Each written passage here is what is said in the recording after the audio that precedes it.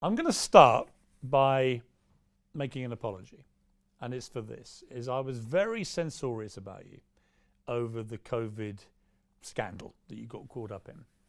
And in a nutshell, you got thrown out of Australia over what seemed to be, on the face of it, from what the media were being told and what was being reported, was you trying to bend the rules of getting into playing the Australian Open without having taken the COVID vaccine. And I was actually quite censorious about a lot of people at the time. And I've since apologized to some people for being too tough on them, because once it became clear that if you had the vaccine, it made no difference to whether you could then transmit the virus, clearly at that point for me, it becomes a personal choice. If the potential danger is irrelevant compared to whether you have the jab or not. And so I have, on that basis, said, look, I believe the vaccines were important.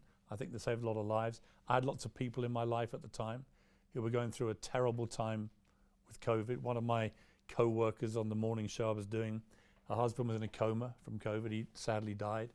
A friend of mine said goodbye to her mother on FaceTime, who was in a care home and died from COVID, and so on. I knew lots of people. So it felt quite personal. It felt quite visceral to me.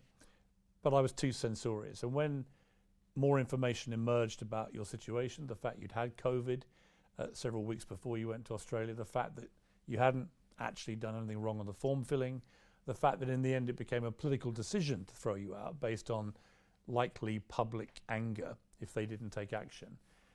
When I look back on that and reflect on that, I would like to say I'm sorry for the intemperate language I used against you, because I didn't know you.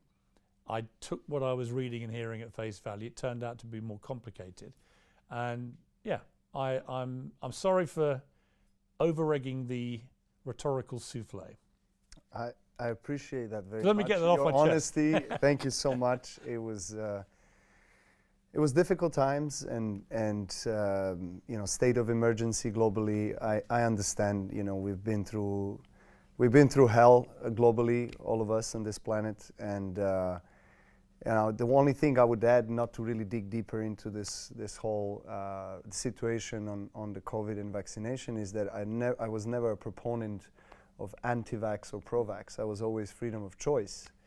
So and that was misinterpreted. You know, I was proclaimed to be, you know, one side or the other side or so forth. It's either black or white, and I said, you know, it doesn't need to be that way.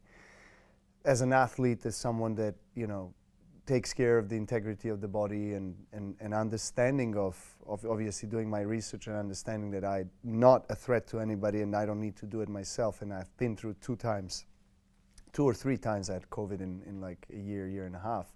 So I had all the antibodies, etc. So anyway, long story short, good to see you here. Good to finally meet you, and I appreciate and I respect the fact that you know, what you said. It speaks volumes about the person that you are.